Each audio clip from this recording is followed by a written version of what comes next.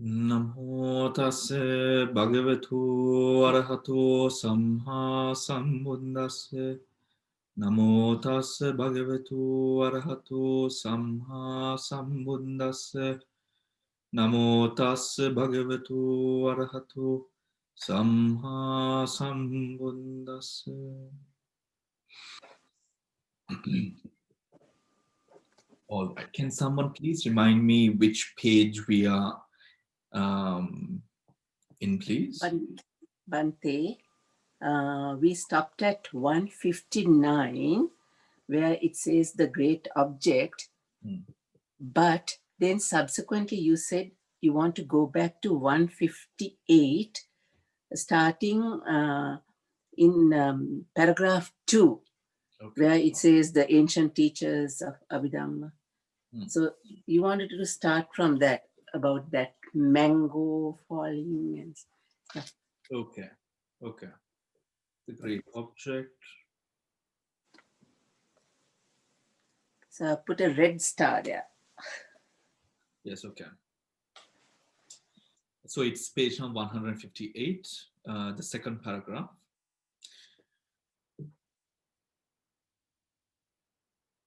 All right. The ancient teachers of the Abhidhamma illustrate the cognitive processes occurring in the sense doors with a simile of the mango. A certain man with his head covered went to sleep at the foot of a fruiting mango tree. Then a ripe mango, loosened from the stalk, fell to the ground. Grazing his ear, awakened by the sound, he opened his eyes and looked. Then he stretched out his hand, took the fruit, squeezed it, smelt it. Having done so, he ate the mango, swallowed it. He swallowed it, appreciating its taste, and then went back to sleep. Here, the time of the man sleeping at the foot of the mango tree, like the time when the bhavanga is like the time when the bhavanga is occurring. Here, the time of the man sleeping at the foot of the mango tree is like the time when the bhavanga is occurring. The instant of ripe, okay. The time the man sleeping at the foot of the mango tree. What that says is the man is sleeping at the foot of the mango tree. There are 2 points there. The man sleeping is the bhavanga. That is clear. No question about it. At the foot of the mango tree, what does that mean? That is the manifestation or the availability of an object to be cognized, right? To be cognized. That is what it sort of is in that example referring to. The instant of the ripe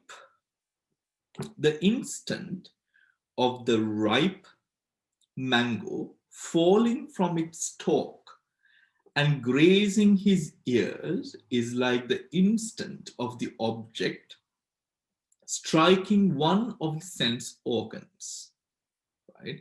Striking one of the sense organs. For instance, the eye. The time of awaking through the sound is like that of the 5-door adverting consciousness turning towards the object. Here, although we might be say turning, which we have actually used from the beginning, we've used the word turning to elucidate the function of the Panchadvara Vajana, and we possibly would continue to use it. But please remember, turning, the Panchadvara Vajana or the 5 senso adverting consciousness arises at the place of the Pasada Rupa or the sensitive matter. Right? That is, I think we discussed that. So it is just to remind ourselves, although the word turning is used, the Panchadvara Vajana or the five sensitive adverting consciousness arises at the place of the material sensitivity taking in the object, at the eyes or the nose or the tongue or the body or wherever it is, right? All right. Five, that is the five do adverting consciousness turning towards the object. The time of the man's opening his eyes and looking is like eye consciousness accomplishing its function of seeing, is like eye consciousness accomplishing its function of seeing. The time of stretching out his hand and taking the mango is like that of receiving consciousness, receiving the object, the receiving consciousness, receiving the object. The time of squeezing the fruit is like that of investigating consciousness, investigating the object. Now, I know, and of course, I have also been, initially studying, I also thought in the same way. When we use the word receiving and investigating,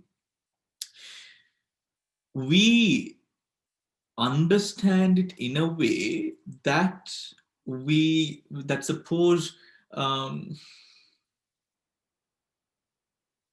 investigating, receiving, investigating, we understand it in a way that at this point, at this moment, something or a decision is being made regarding the object. It is not. It is not so.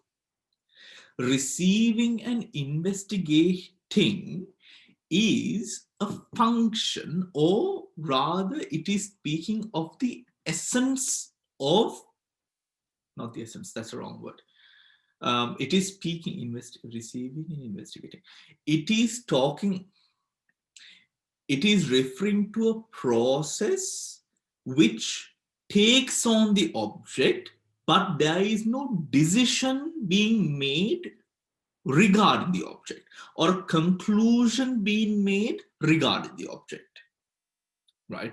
Regarding the object. It is a function which is a part of the main course or the full course of understanding the object. But remember that receiving and investigating is not in any way sort of coming into conclusions regarding the object. It is not. Right? It is in some way, let us say, a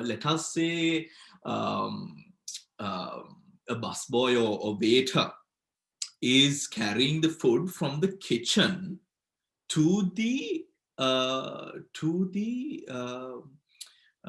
table, right? To the table. His concern is not with the food. I'm sorry. His concern is not regarding the taste of the food, right? His concern is bringing the food or taking the food from point A to point B, right? Similarly, with the function of receiving and investigating, remember that this is like, for example, the Panchadwara Vajana, where now the Panchadwara Vajana function, although it is a part of the mind, there is no deliberation with the Panchadwara Vajana. Similarly, with receiving and investigation, there is again no deliberation here. There are no conclusions drawn concerning the object. It is somewhat facilitating the object's course from one point to a point where it is now preparing for the Javana process. Right? It is at the Javana process that the object is really known. Right? That the object is really sort of known. It is somewhat like kneading a dough in a way. Right? It is really working and reworking with the object. Right? Working and reworking with the object again. We will take questions after. Right? The time of stretching out his hand and taking the object is like that of the receiving consciousness, receiving the object. The time of squeezing the fruit is like that of the investigating consciousness, investigating the object. You see, still the person does not know what the mango tastes like, right? It is a facilitation from where the mango dropped to now making its where the man eats the mango. However, still the mango has not been eaten. What does that mean? The object is not known, right? Or no, not that is also wrong. It is not that the object is not known. The object is known, but a conclusion with regards to the object is not made, right? Now when we are talking about a mango, there is a particular taste of the mango that is not known, right? A mango cannot taste like an apple, no? Right? That taste is not known as yet, although it is being handled by the man, like in this example, right? Moving on. The time of the time of smelling the mango is like that of the determining consciousness, determining the object. The time of smelling the mango is like that of the determining consciousness, determining the object. Now, when it comes to, I actually called one of my friends in Burma and asked him a couple of months back, asked him, he's far more educated and far more advanced than I am, for sure, without any doubt. So I asked him, how can we really define the process of receiving, investigating, and determining? He said there is truly no explanation.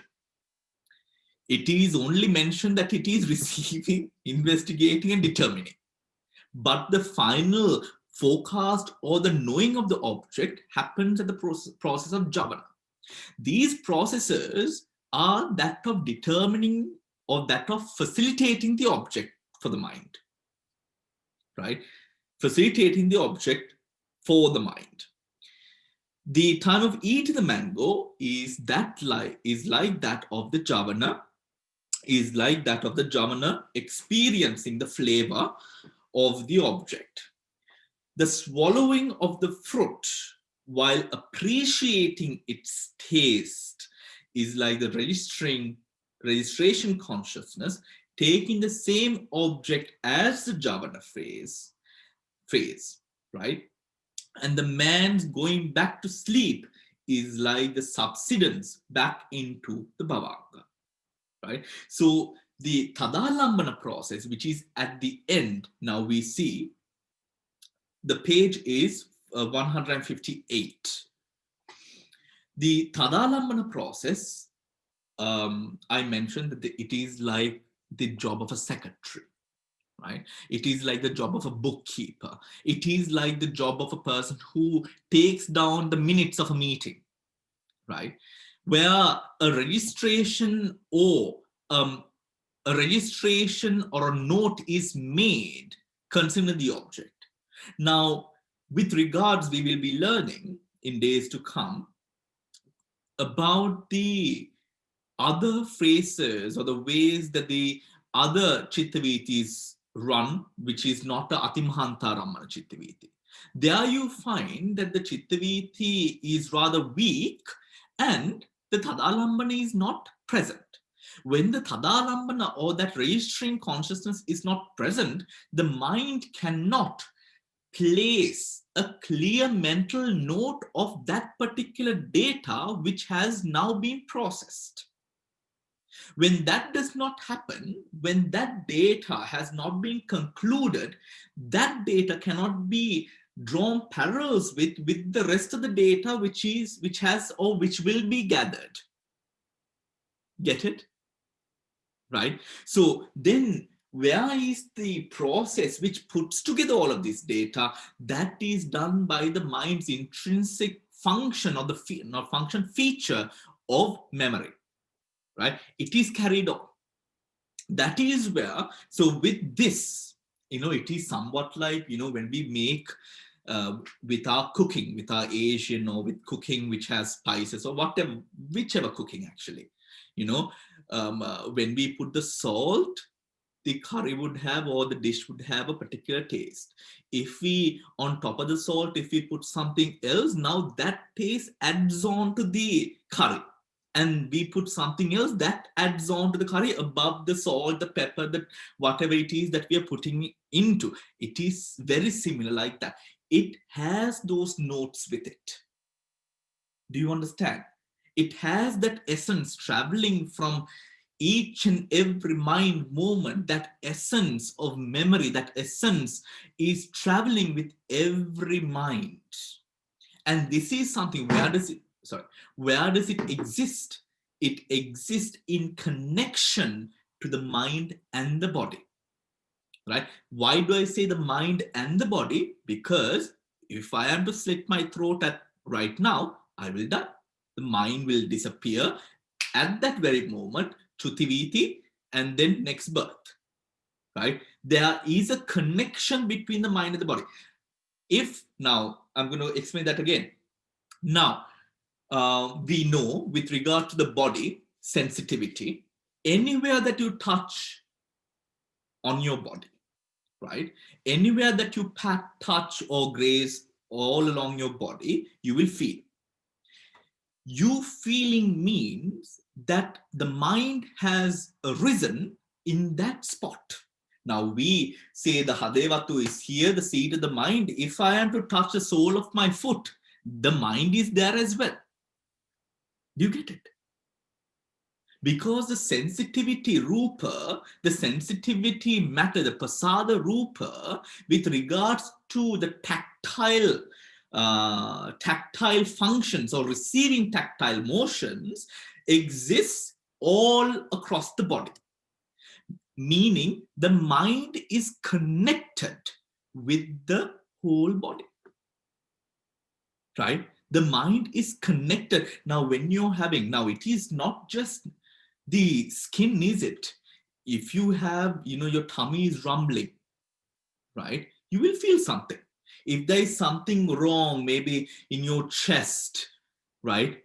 Inside your lungs or something, you will feel it. You have some sort of, problem with your arthritis or something of that sort, which is in the bones, you will feel it. You see? So then where is the mind? The mind is then with the body, right? It is not. Now, we don't understand that part when we are talking about the eyes, because the eyes is rather local, isn't it? This part is the eye. This is the eye, the retina, right? The tongue, the same thing. The eardrums, the ears, the same thing. But when we take this tactile motion, these tactile elements, that is when we really understand, oh, the mind is literally everywhere, isn't it? Right? The mind and the body, Nama Rupa, is connected. Right? Nama Rupa is connected. So that should be understood. Right? That should be understood. So the mind can arise in any place because the mind and the body is connected in that way. Right? Now, any questions?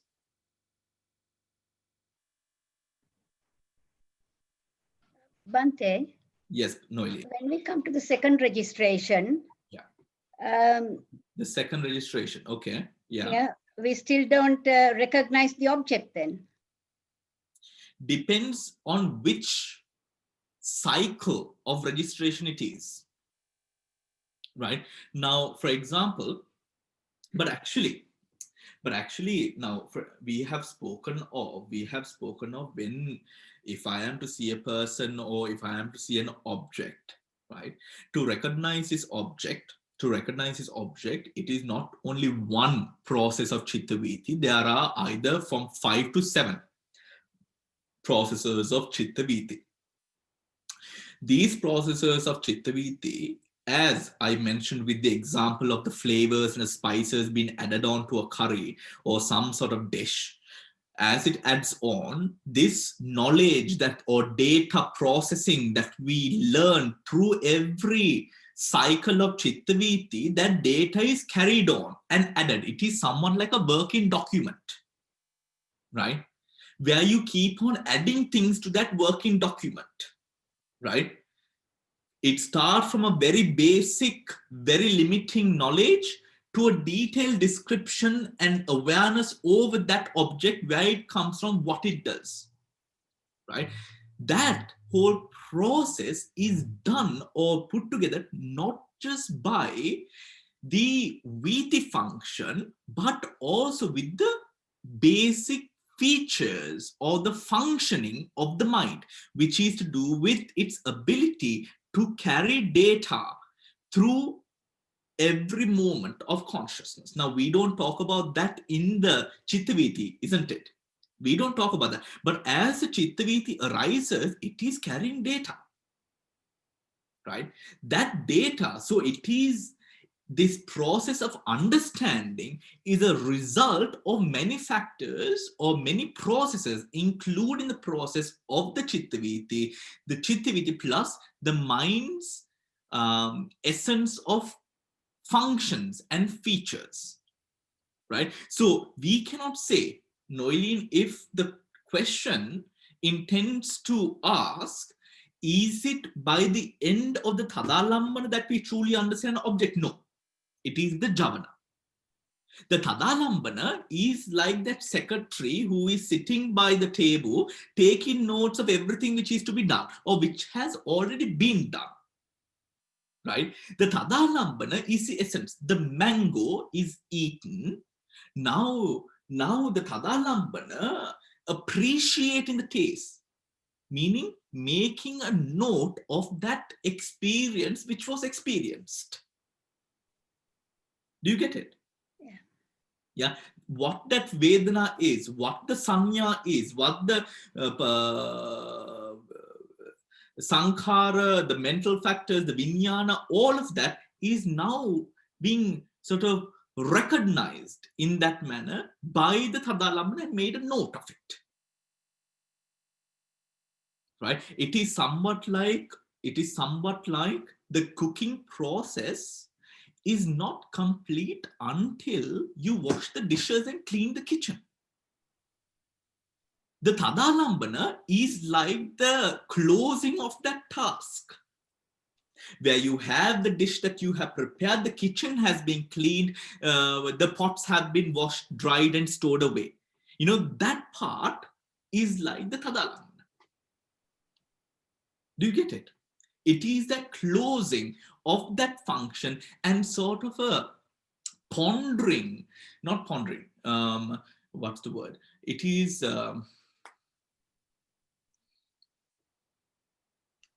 you know, after a project has been completed, right, we would sort of have an analysis of what the results were. That is like the Tadalambana, right? That is like the Tadalambana. But there is no data manipulation at that point. It is taken as it is. And Tadalambana is registration, no? Registration. Right? It takes a picture of how it is. Right? Now remember, in the Bodhapana stage, where the Manodwara Vachana state, we had the crossroads of or the potential and possibility of it being yoniso manasikara or ayoniso manasikara, right attention or wrong attention, right? Which is a process or which is a result that we would come to determined by the past, our conditioning, the circumstances, how comfortable we are at that moment, a lot of things, right? It is not dependent upon just one thing, dependent on a lot of factors. We might react in different ways. There was a data manipulation which happened at that point. At Tadalambana, there is no data manipulation or change which happens. It is like taking a picture of what the end result was. And that picture has the data of how it felt, the Vedana, right? The Vijnana, the Sankharas, the Sanya, right? All of it, and the rupas, right? Any questions, Mala? No, I think Samantha, you had a question. Yes, Bhante. Yeah. I'm just trying to understand this thing about the mind being all over the body. I think my knowledge is quite basic, probably, because I'm not, a doctor or someone, they might understand it better. I'm just thinking now, sorry. So my little basic biology, O level, A level. So what I know is that all our 6 senses are connected to the brain via like a vast network of nervous system through the spinal cord, right? So so everything is controlled in the brain. My understanding is everything is controlled. The brain controls all the certain areas of the functionings of the body. So, like, say if the spinal cord is not damaged or something, then one is paralyzed and one can't see, hear, and all the rest of it. So I'm just trying to see. So, and also they said that the mind is in the heart base, like where you feel emotions and love and all those things. So how that connects and why people say that the mind is all over the body and not in the brain. And also if someone goes to a coma or or brain dead, they can't. The 6 senses are not working. So that's what I'm just understand the connection of the brain and then the mind. Well, in a simple way, I just thought the mind was just in the brain. Without the brain, one cannot function. Well, the discussion of where the mind is, I think this conversation of where the mind is particularly is something which belongs, in couple decades back, right? We have advanced, science has advanced to a position where they now do sort of to a certain extent, I wouldn't say understand, but to a certain extent realize that the consciousness is not in the brain, right? Consciousness is not in the brain. However, with the actions of the nervous system, which can be triggered by the mind, the conversation is then where is the starting or where is that energy primarily based, right? Now, although, for example, with the chemicals that are secreted into the blood, which enables the body to act and do the things that it wishes to do through the mind, that action is something which has been recognized as something which happens later on, not with the cognition itself. Right? Not with the cognition itself. So because of that, the mental process of it is something which happens much more earlier than what we see as the results. Now, even when we understand, for example, as meditators, we understand when a consciousness arises before we do something. For example, let's say we have an itch or a scratch or a pain or something, right? So when this is known, the pondering which happens before we before we do make a movement or before we sort of react to it physically, there is a moment of pondering which happens. The mind, in mind time, or the time of the mind, this takes time before final action is reached. So Samantha, with regards to the mind, I believe with whatever I have read and understood is that, of course, it's a big question, but they do sort of understand that it is a very vibrational frequency type of process which happens, which they are unable to still sort of point a sort of finger at to say this is how it particularly happens. There is the heart that we do not know at the moment. And then the heart as well, is it something in the heart as well, a connection to well, according to the Abhidhamma, that is what is mentioned, that it is in the heart. But I think science is now looking at the gut, right? Science is looking at the heart. From the heart, it has moved to the gut. From the gut, it has moved to the whole body also, right? Yeah. They Yeah. are still unaware, or they are unable to really say this is it.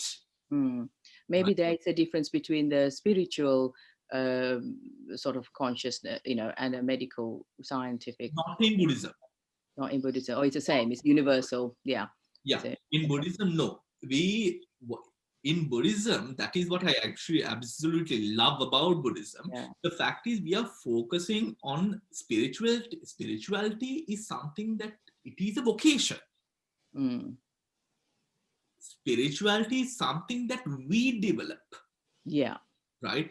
Buddhism focuses on reality. Yeah, facts, isn't it? On Yeah, facts, on what is. So we are not saying, okay, this is what we believe, to help with what science says. No, we are sitting with science. I think we are waiting for science to catch up in a certain way, because obviously 2,600 years ago, the Buddha already said that the mind is not in the brain. Right? Yeah. The Buddha already has mentioned. So let's see where we go. Maybe possibly within I don't know. Let's see. And maybe lastly, Bhante, maybe is it that if I need to understand that Bhavanga thing, maybe that might help me to understand about the mind, isn't it? Because Bhavanga goes through continuous system, isn't it? And all the 17 processes in there. Focus on that. Not in there, Samantha. Okay. Not in there, right? If you say the 17 processes are in the Bhavanga, it is wrong. The Bhavanga, just like each moment of the 17 has its own intrinsic function and operational pattern, Bhavanga has its operational pattern as well. Okay. Lovely. Right? So, okay.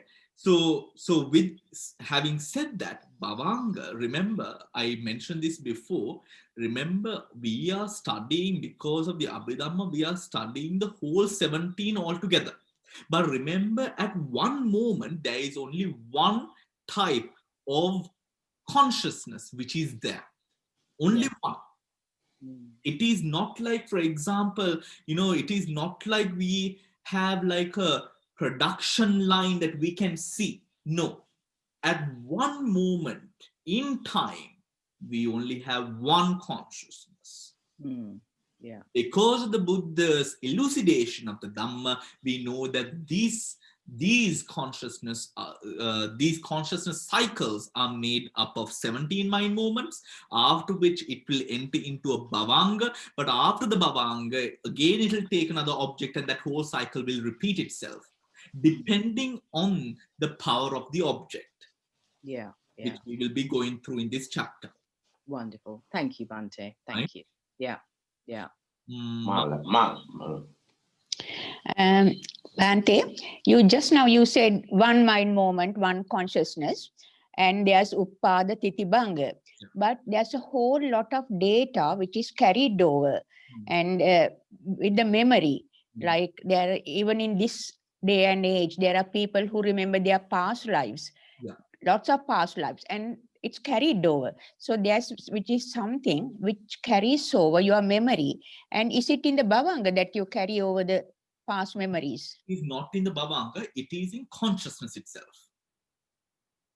Now, we have 89 or 121 types of consciousness. We have 52 types of Chaitasikas, right? 52, right? Yeah. 52 types of Chaitasikas.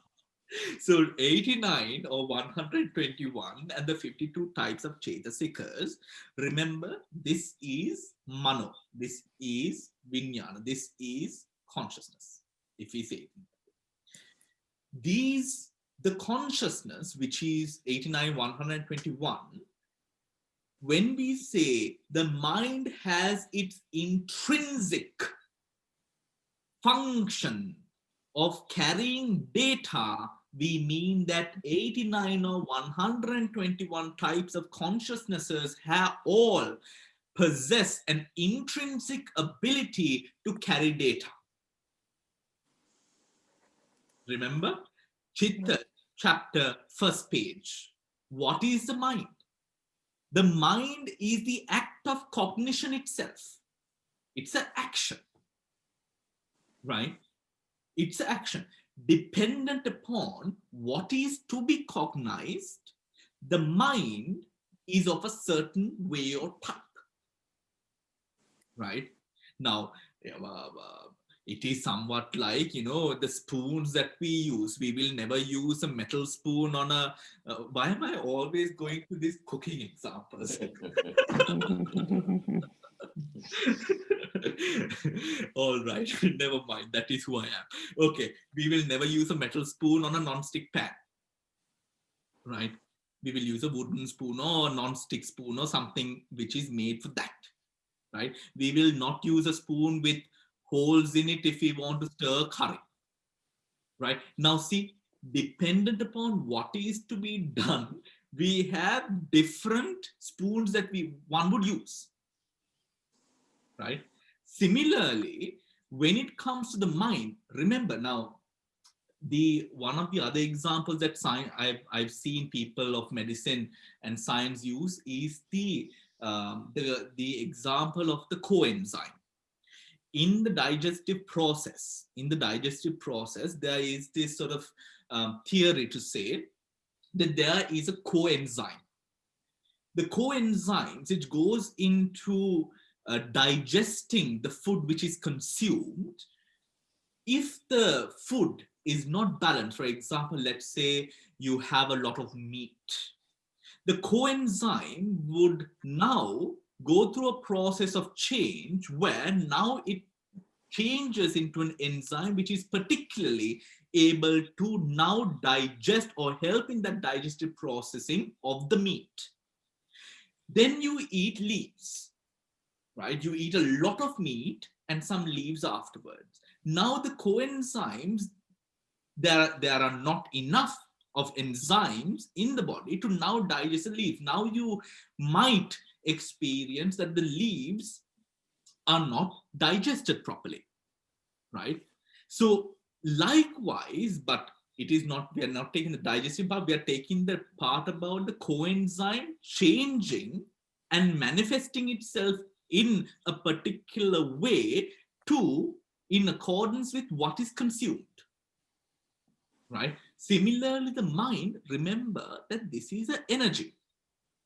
All of these energies are similar, right? All of these, the mind's functioning is similar. It arises, it takes the object, remember, right? Chitta chapter. It's all similar. That is why we say that the consciousness can, sometimes I've mentioned this before, consciousness, we say 89 or 121, you will find places which say consciousness is one.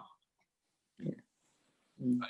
Consciousness is one. Why? Because they all have the same sort of thing, or the way that they do things are the same. It is the mind. According to what they interact with, we now have 89 or 121 types of consciousness, sirs, right? Because of, so for example, enlightenment, right? Enlightenment. Now, when we speak about enlightenment, enlightenment was something foreign to the world. That is why we say it is supramundane, isn't it? Supramundane, right, means that it is above and beyond the world, above and beyond what is normal and natural, right? That is what supramundane means. Mundane, we are able to, when we say Kamavachara chittas, these are the chittas that we should be predominantly experiencing in a plane of sensuality. However, within the plane of Kamavachara, or within the plane of sensuality, we are also able to experience what? Rupavachara, Arupavachara, and Lokottara chittas. Yeah. Is that supposed to happen? No, it's not. However, we have been able to, with data, with practice, with reprogramming of the mind, we have been able to tap into states of consciousnesses and abilities of mind that are far beyond and advanced to that which is usual and normal to the sensuality plane, the plane of sensuality. Right? The plane of sensuality. So we progress. We go from Kama Vachara to Rupa Vachara, Rupa Vachara to Arupa Vachara, or Kama Vachara to Lokottara, attaining Nibbana. Whatever it is, we have now connected. This is through what? Especially when we take Nibbana, this is not something of this world, but through the programming of the mind. The mind was taught by whom? The Buddha. Buddha. Through the practice, we were taught to now experience something which we were not supposed to. We were not supposed to do this. We were supposed to be the branches, the sticks, and the logs in a river, going with the flow of the tide. Right? That is what we were supposed to do. The Buddha did the opposite. Right? That result, now see, the mind reconditioned itself in a way. The conditioning of the mind was broken in a way. Now we went against what was the natural order of how the mind operates. It is again an energy. But now, what is the difference between the enlightened consciousness and the normal man's consciousness, the mundane, local man down the road consciousness? It is a fact of no avidya, no ignorance, and no craving, tanha. To what? The 5 aggregates of clinging. The 5 aggregates of clinging is like the engine. It is like the engine of the vehicle which keeps everything running. At this very moment, if you are to bring your hands together and focus on the middle point of the touching of the hand, if you are to focus on that point, it will start generating heat. Right? It will start generating heat. This was in healing, in ancient Chinese, ancient Indian medicines. This was used to sort of to heal people. Right? Now, this is something which is manifested through the mind. The mind can be used to turn and manifest these things. Now, this is again converting or directing the energy towards a particular spot, again, of the mind. But remember, Nibbana is now taking away that conditioning. Remember that all of these things are consciousnesses, like that enzyme converting to protease, or the different sort of enzymes which are used to digest different types of food. Likewise, the mind, when the object is present, dependent upon the object, that consciousness arises, isn't it? Who determines? Process. Right? It is a natural process. There is no determination to be done when that is which arises. The mind acts accordingly. Right? So, Mala did. Mala. Question. Yep. Thank you, Bhante. Yeah. Can I ask a question? Yes, before you. Dil, yes?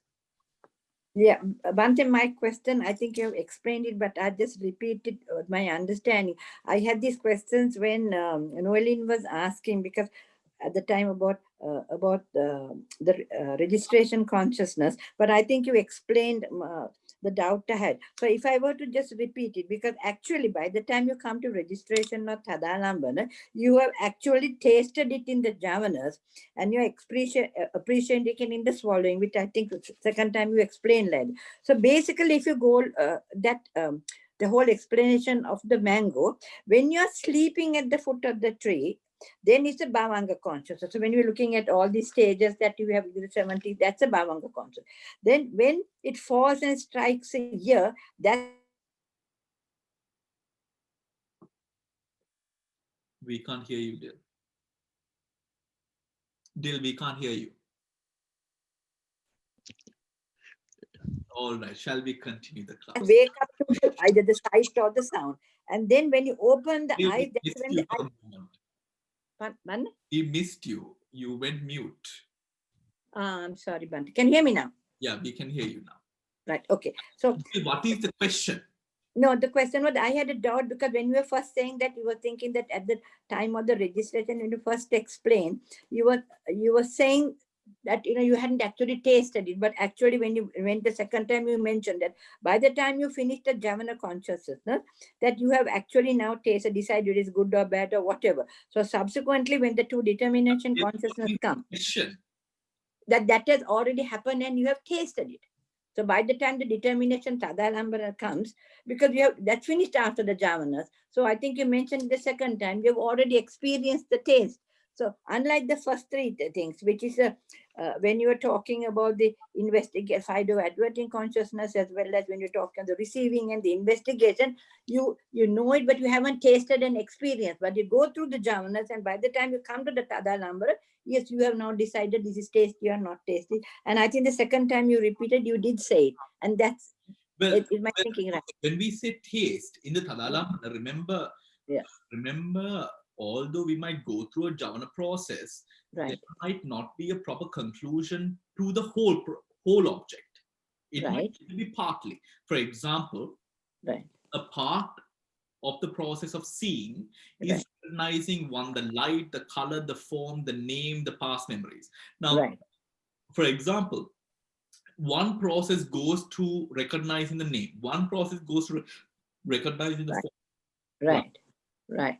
With what has been recognized in that respective jhana, a picture is captured of that result of the jhana. It does not mean that we understand the full picture. It just means that this task has been done to recognize this particular aspect of the object. That result of that process is now captured through the Tadalambana. Now, when we take the mango, for example, right? We'll come to the mango example. The mango, it says appreciating the taste.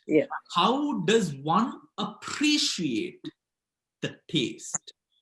Usually against the taste we know of a mango, right? Because we've eaten many mangoes in the past, right?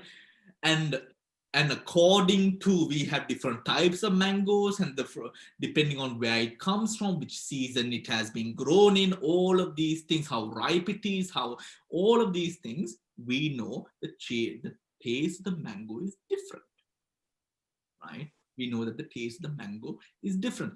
In knowing that, we compare, right? With what is now, that appreciation is then what? That data is taken into account, right? But this account is not cross-examined with anything, right? Although that word is used, it is literally this, it is like a mental note is made with regard to the taste of the object,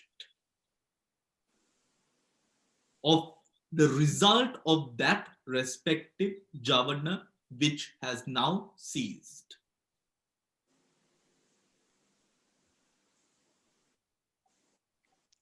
Yes. So are you saying that you would know the taste? For example, you have eaten many mangoes. You know what is sour, sweet, what has no taste, what is rotten taste, you know.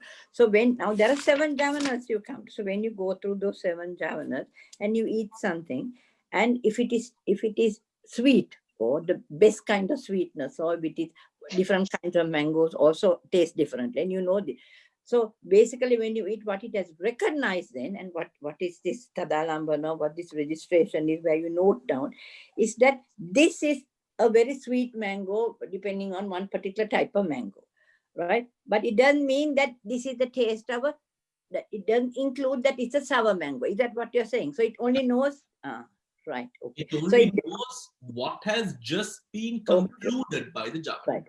Okay. So taste can have so many different things, like an object of color things, but you would know, yes, that this is a particular kind of, mango that is coming from India or Sri Lanka or whatever particular, you will know that. But you won't be able to know that you know all the taste of it. Thank you, Bhante. I think that's very clear for me now. Thank you. Damsiri? Yeah, my question is, Bhante, we understand that consciousness is in different all over the body, but when it when you do the javana is mind-based, yeah. Yes. So that means there's involvement in your brain, because not that. No. The Javana process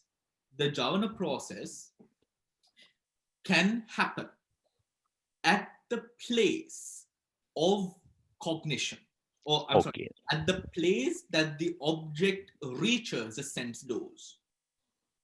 Okay. Right? The Javana process can happen there. Right?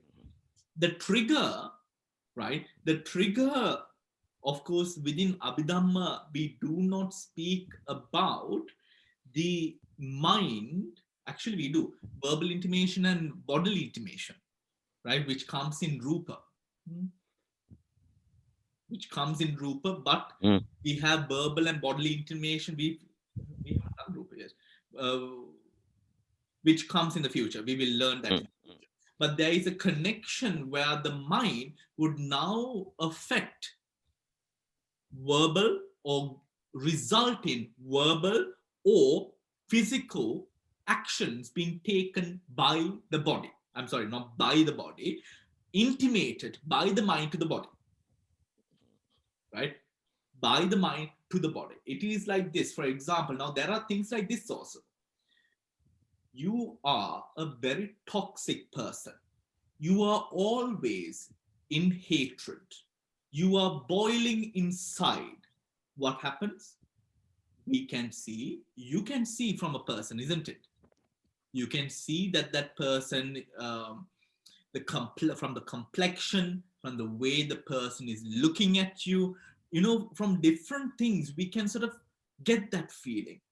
Often you would also age faster. That is also something which has been, which is there. Now, the vibrational or the power of the consciousness through the kammas which are developed by the Javana process affects the physical appearance of the body. That is by creating a change or it affecting the uttu around the body. Now, within the body, is there a uttu? Within the body. Now, let's say near the spleen or the heart or the kidney or the liver or the stomach, is there a uttu? Is there, Adamsri, I'm asking you. Yeah. Yeah. Yeah, sorry. I thought you were asking the general audience. Yeah. Right. There is a uttu. When we say uttu niyama, right, we are not only referring to the cloud and the wind. Yeah. The uttu, it is also relates to the uttu within the body, right? Within the molecules, particles, all of that. Yeah. Right? The karmic energy can now affect, right? Now, for example, with cancer, for example, we know when the mind is weak, right, it affects the spread of the cancer or how much you heal and all of that. Yeah, results have shown through mindfulness. If you do meditate, the cancer cells, the progressing of the cancer cells and all of this will be affected to a level where you can now heal faster. right? Recover fast from chemotherapy and all of these things, right? Now, how does that happen? Again, the vibrations of consciousness through meditation or positive thinking or whatever it is, right? Affecting the Uttu gives the ability for the body to now heal, right? Gives the ability for the body to heal. Now, for example, we have a lot of mothers, we have a lot of parents here. Usually the mothers are the ones who take care of the sick in the house, isn't it? Right? The mother's mind, because why? I had to take care of my children. I had to take care of the people in the house, right? The mother's mind, because it is strong, often the mother does not get sick. The children get sick, the husband gets sick, right? The mother often, this is, I'm not just saying, this is a proven thing, right? The mother does not often get sick. Why? The strength of the mind. The strength of the mind, right? That is brought about when you think, oh, I had to take care of my children, right? I had to feed them, I must make them soup, I must help them recover faster. That compassion element affects the Uttu, affecting the body, allowing the body to be stronger or whatever it is, right? Remember, I think we've discussed that sort of role, but we'll discuss it in the future as well. That is the advanced part of Abhidhamma, where karma affects Uttu, right? Because for example, let's say a karma, because of karma, you have some sort of a patch or a rash or something, or a cancer or something like that. How does it happen? Because then the question is it one karma or is it many karmas? Because karma must arise and pass away, right? Right? As an energy, it cannot stay as long as it wishes to. It must arise and pass away. What it does then is it affects the Uttu. The Uttu keeps on now allowing that malignant virus or malignant cancer to now keep on sort of progressing in its way. The karma affects the Uttu. Right? The karma affects the Uttu. For example, again, expecting mothers, the stress of the mind, the stress of the mind affecting the pregnancy, isn't it? It's a thing, isn't it? Right? The stress of the mind affecting the pregnancy. Often now, expecting mothers do not really announce that they are bearing a child. Why? Because the risk of losing it, that stress and all of these things. Again, what happens? The mind affecting the Uttu.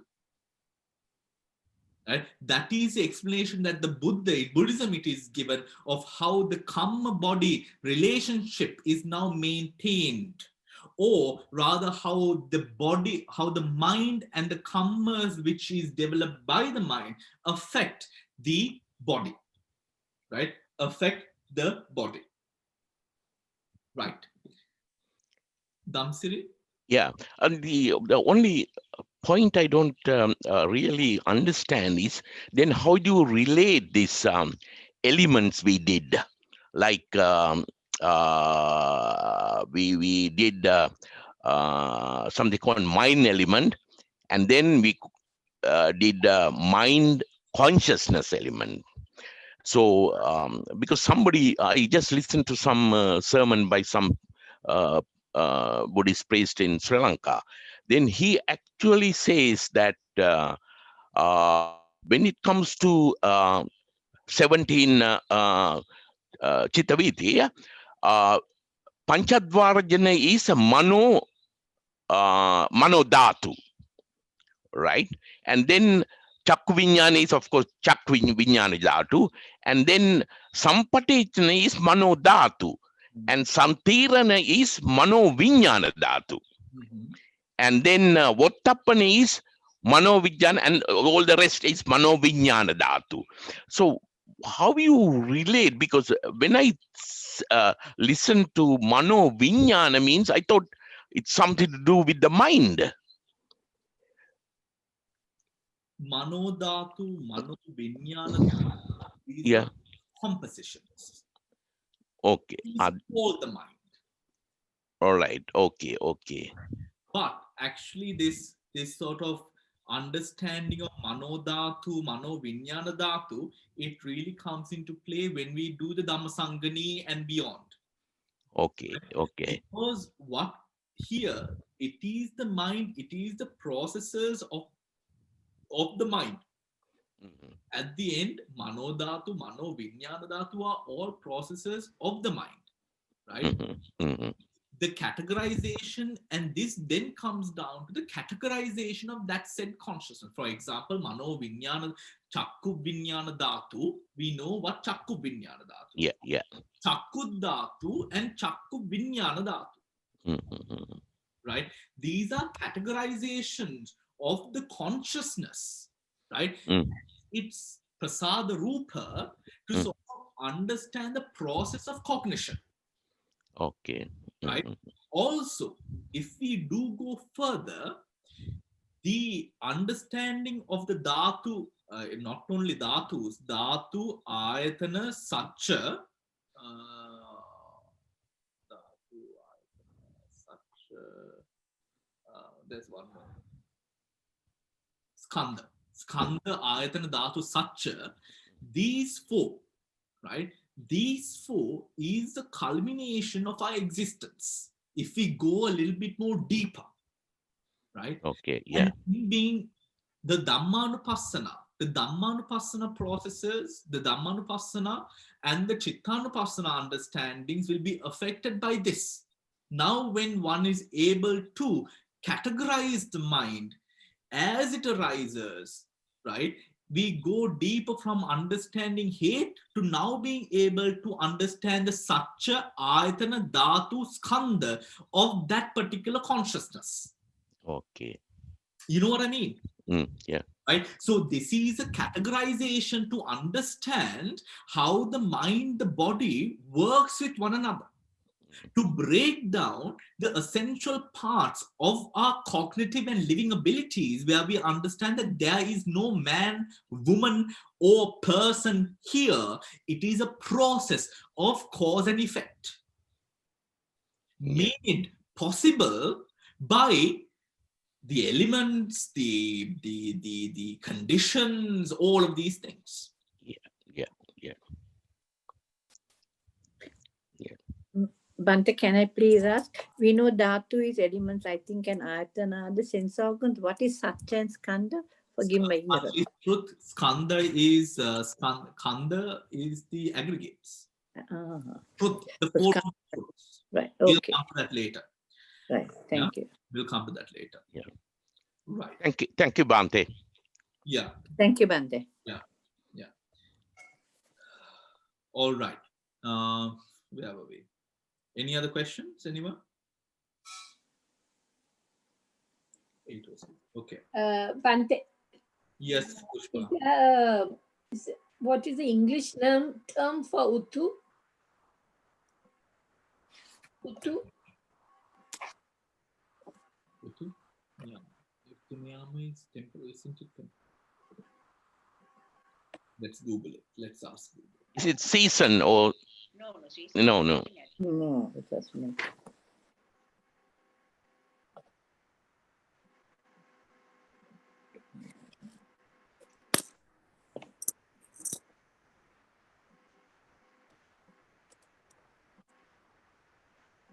Uttu Niyama.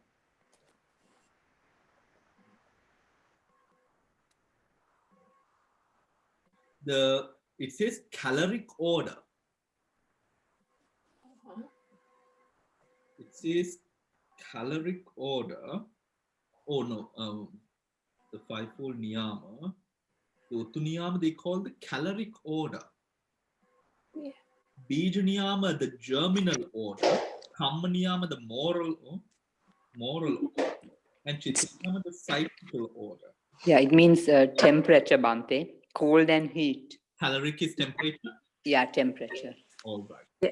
So, Bhante, the way Ajahn Amaro explains is because it's temperature, so the Ritu is like the physical characteristics, while the Bija is the biological.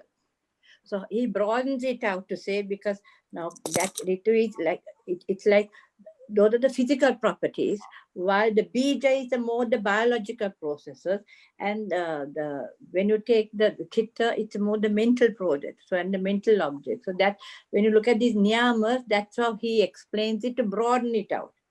Calorie is only one form, one thing, the seasons and everything. So one is the more physical things at the physical world, and the other one is the more biological, which is the more germinal thing.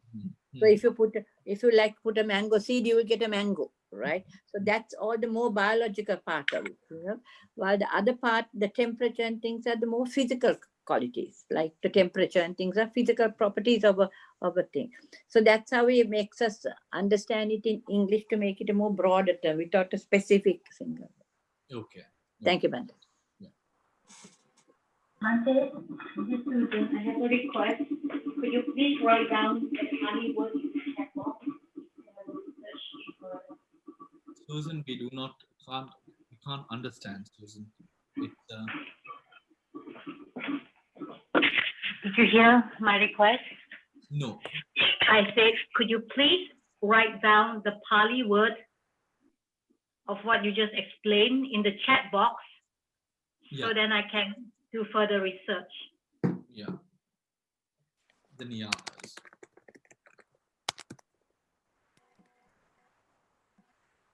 All right. All right. So if we do not have any more questions, we will continue. Bhante, Rutu is it comes under Rupa also, right? Not as a niyama. It's a part of elements, or what do you call the Rupa clusters. Yeah, kalapas. Kalapas, yes. Yeah. Yeah. Yeah. Yeah. The kalapas, it does come under kalapas as well, right? So even in the kalapas, the conversation with regard to the kalapas would be, for example, now when I said, okay, the temperature within the cellular structure of the physicality, right? That is what is spoken of within the kalapas, right? Kalapas, to those of you who do not know the word, are clusters, right?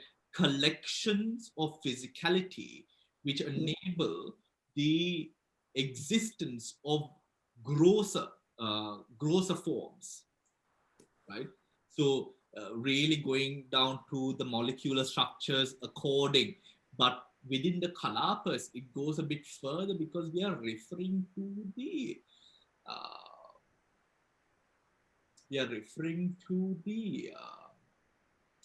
essential attributes of physicality,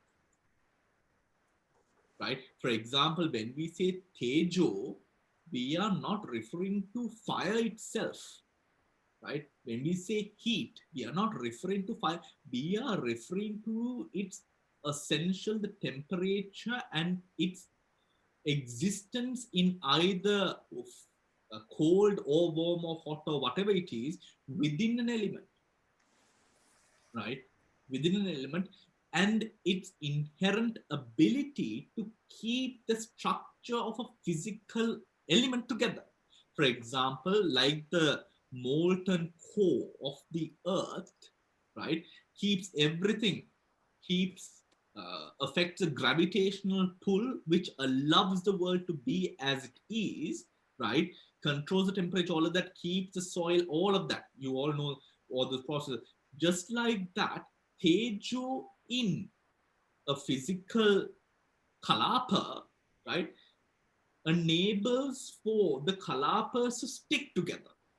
But that's another lesson altogether. That is in Rupa, right? That is in Rupa, but we are going to come to that afterwards. So let's come back to the lesson, right? The last paragraph of page number 158, please. It should be noted that the entire cognitive process occurs without any self or subject behind it as an enduring experiencer or inner controller. A knower outside the scope of the process itself. The momentary chittas themselves exercise all the functions necessary to cognition.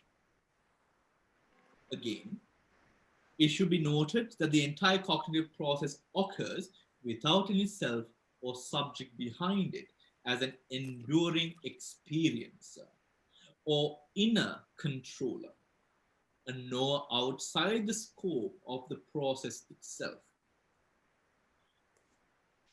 So we are a result of that process.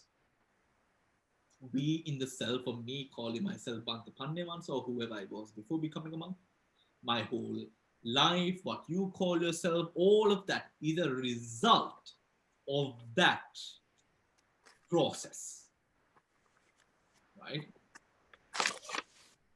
The momentary chittas themselves exercise all the functions necessary to cognition. And the unity of the cognitive act derives from their coordination through laws of conditional correctedness. Within the cognitive process, each chitta comes into being in accordance with the lawful order of consciousness, chitta niyama. It arises in dependence on a variety of conditions, including the preceding chitta, the object, a door, a physical base. Having arisen, it performs its own unique function within the process, and then it dissolves, becoming a condition for the next chitta. It dissolves, becoming a condition for the next chitta. Is that clear? Yeah? So, I mean, this clearly explains the mammoth task of going against that set conditioning to arrive at a position of the unconditioned, which is known as the unconditioned, right? So it is hard. It is not easy. It is hard. Sacrifices have to be made and will be made. You know, you decide in which way that sacrifice leads you. You know, it's like, for example, you know, being obese is hard. You know, walking around being obese is hard, right? Getting into shape is also hard, right? Both are hard, right? Both are hard. Which is the hard that you choose? Right? Which is the hard that you choose? What is Damsiri saying? I want to know. Okay. We don't want to incite some. Mala was pulling my leg.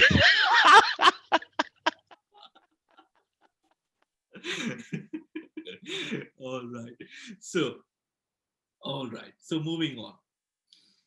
The unity of the cognitive act. Oh, we've read that. Okay. Chitta-niyama.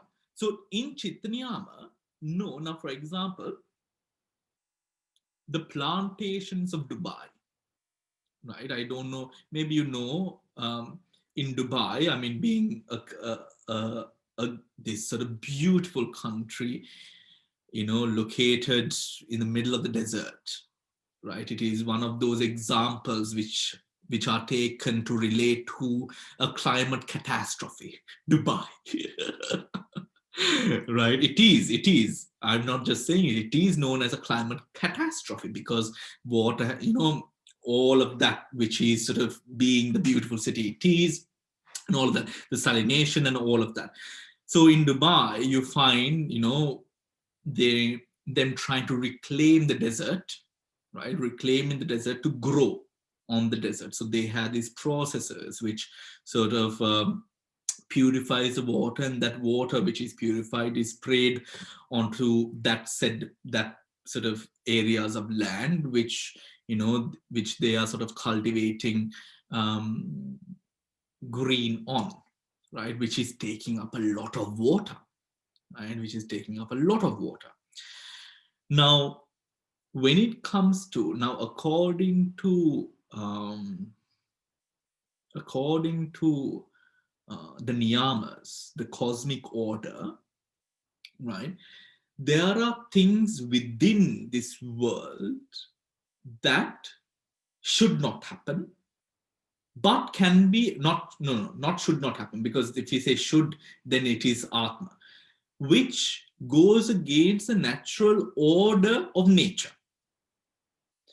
In a minute way, we can control things, which has enabled places like Dubai to cultivate in the desert, right? To cultivate in the desert.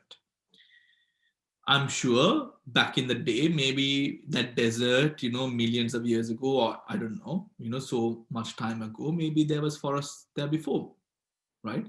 And then it changed the temperatures and all of these things. Nature changes, but with the course that nature is at, with minute changes, things can be done. For example, Dubai having greenery in the desert.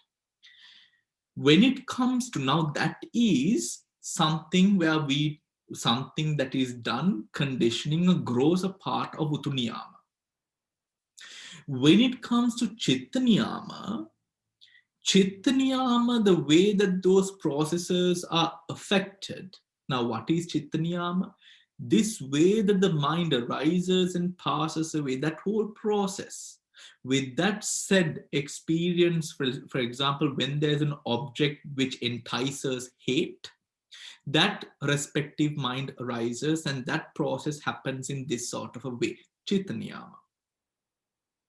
This Chittaniyama, the Buddha understanding the Chittaniyama, understanding the core aspects of Chittaniyama, understanding the roots supporting that niyama, avidya and tanha, devised or came to discover a path which led to the unconditioning, right? Which led to the unconditioning. Now, this was something which was done at a much more minute level. Is it right to say minute level? At a much more subtle level than what is done in Dubai with the desert, right? The mind is much more subtle and finer than any physical attribute, right? That is what allows us to do, understand, see, experience, feel all of the things that we do as humans. That is what also makes us and gives us the ability to be the great species that we are, within quotes, right? This conditioning in this path of practice and Dhamma, we then understand that this Chittaniyama in its own way can be, the niyama is set, but understanding that niyama gives us the ability to not always fall, to go or sort of flow with the sort of the pressures of whatever which is, right? That must be, I feel like that must be understood with regard to the niyamas itself, the cosmic order itself, right? This cosmic order cannot be disturbed. For example, it is like, again, if you take Dubai, we take the world. You know, in Dubai, the islands, the world islands, or the Palm Island, right? Now, every single day, the government of Dubai has to fill in sand to the either sides of the palm. Why? Because the waves come in, and because of the pressure of the waves, it sort of eats at the sort of the base of the shore. So every single day there are trucks filling up, putting more sort of sand in there. It's a massive cost, right? So there is literally a daily fight with nature to keep that island there, right? Nature will keep on doing what it does, right? At a greater, finer level, that is what, as a world, what we are doing to affect nature is we are all polluting it. We are all emitting different gases. We are all doing things which are not good for the environment because we are all doing it. For example, like carbon trading, right? Where one country has more carbon output, so it pays another country to, a poorer country, often a poorer country, to plant more trees, right? So there's carbon trading, right? Now, things like that are done, but when the whole world is polluting, this changes the natural way, but that is also niyama, right? That is also niyama. So this niyama is always adjusting. This niyama is always, it also has its cause and effects, right? Niyama is not permanent. That is what allowed the Buddha to discover a loophole. Do you get it? That is what he did. Enlightenment was not a part of the world. He discovered a loophole in that Chitta Niyama, which helped him to now profess a path of enlightenment, meaning an exit from what we know to be the universe of the world, samsara. That is what makes it so special, right? That is what makes it. Do not expect this journey to be easy. How can it? I mean, I think just saying that, this is to say, because sometimes I think we take it, you know, we focus on the petty things a lot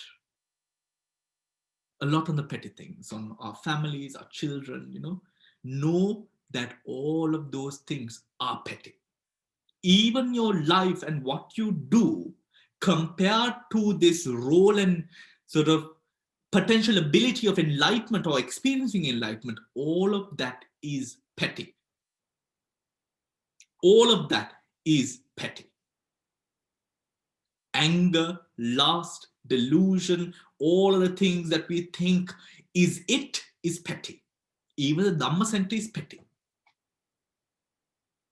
Everything is absolutely minute, trivial, and petty compared to what we have to do to sort of experience the sacrifices and all of that we have to do in order to experience Nibbana. This is no easy task, right? And to those who say, bana ahala nivan dakinna puluwan, banama thama.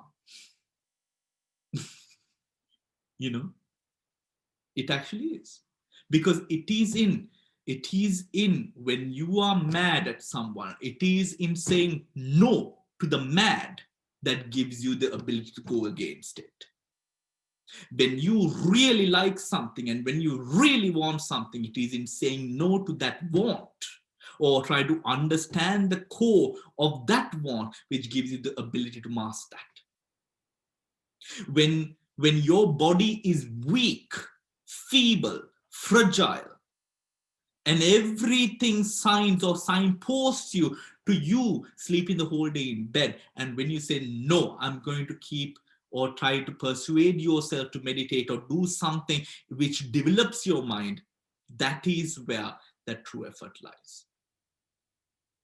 If we understand something or the other, the Abhidhamma, yes, the Abhidhamma is often learned by, how many people did we have in this class when we first started? How many people dropped off?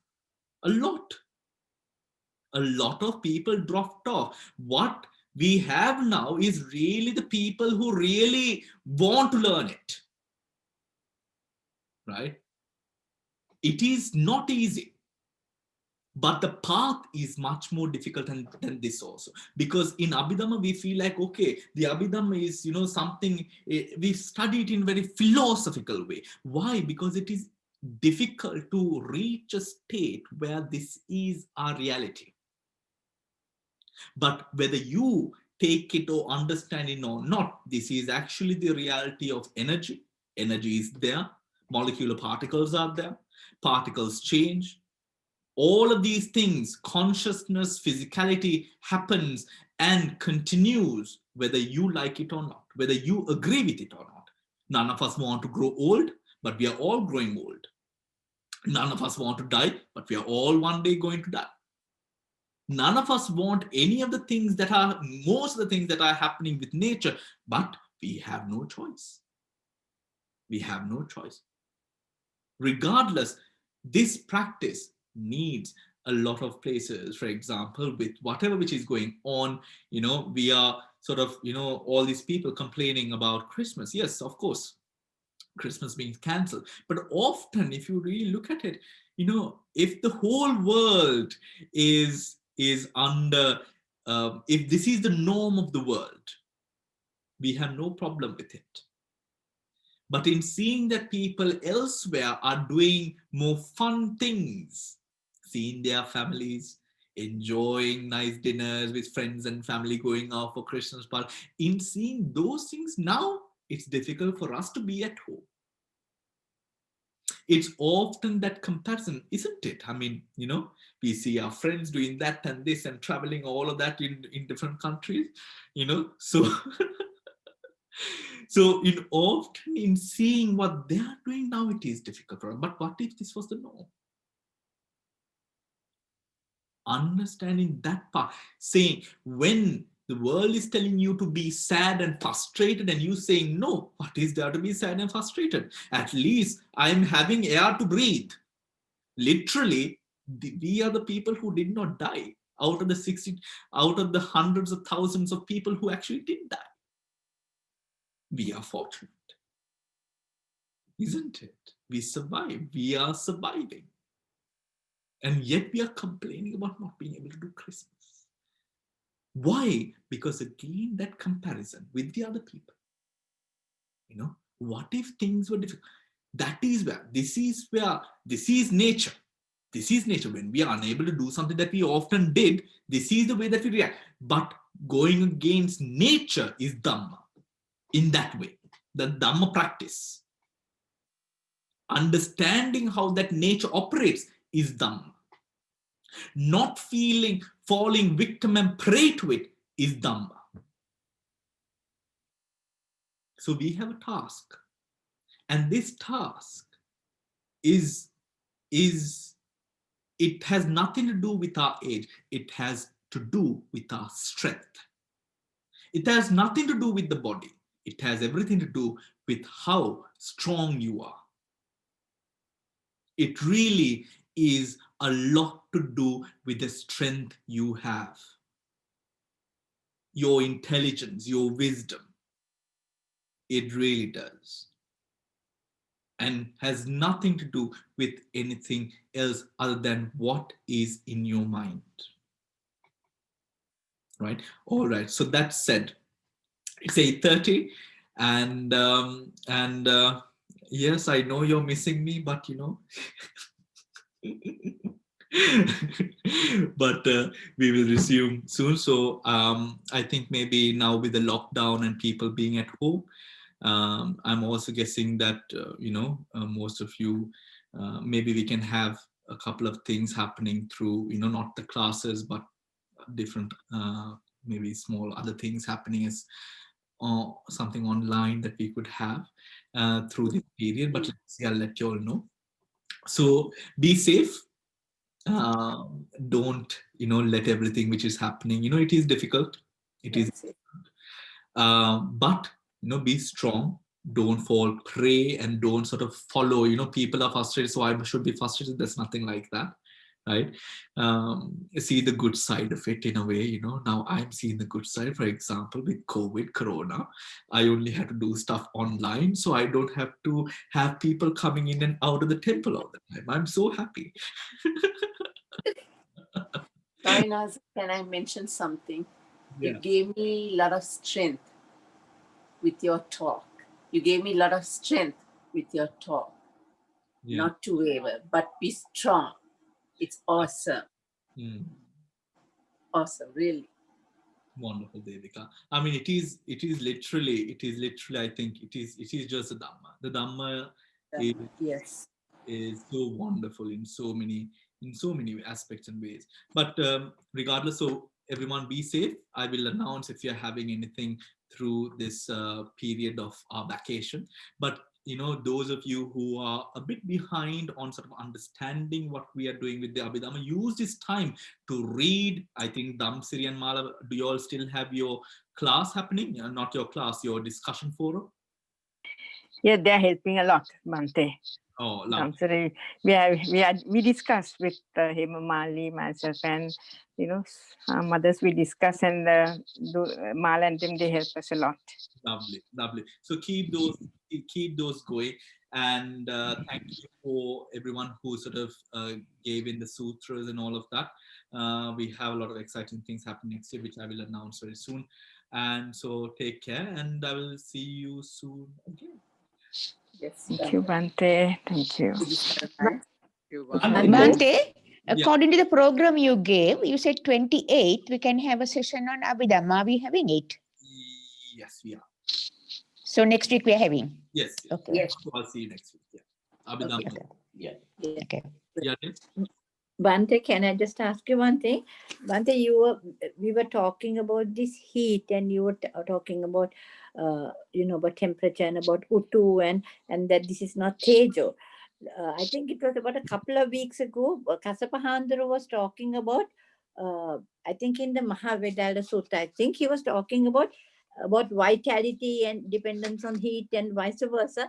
And that heat he called as Usma. So there's a lot of things for heat, isn't it? There's Tejo on one side, and there's Uttu that we are talking, and there's Usma, which is also the vitality is Ayu or Prana, and that depends on heat. And so he was in Mahavedala Sutta, that's how he described. And I was thinking, there are different terminologies for this, isn't it? Different terminology. So if we say, for example, if we say Tejo, yes, element.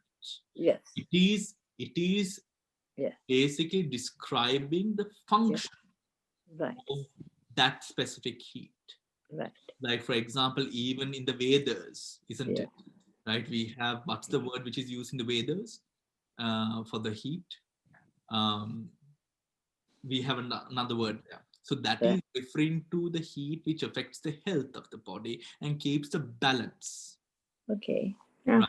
Okay, Bhante. Now, in that way, for example, now if we take Vayu, air, okay?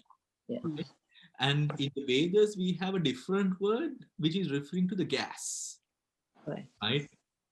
Now gas is again air. But however, why we use a different word is to sort of refer to the different sort of functions it performs. Okay. Right? Functions it performs. So Tejo, if we talk about Tejo in great detail, Tejo is one of the main factors which leads to aging. Right? But we talk about it in different ways for us not to misunderstand. It is like, for example, the Eightfold Noble Path, the Four Noble Truths. Now these things are the same things, but can be described in different ways. Thank you very much, Bhante. All right. I will see you all next week.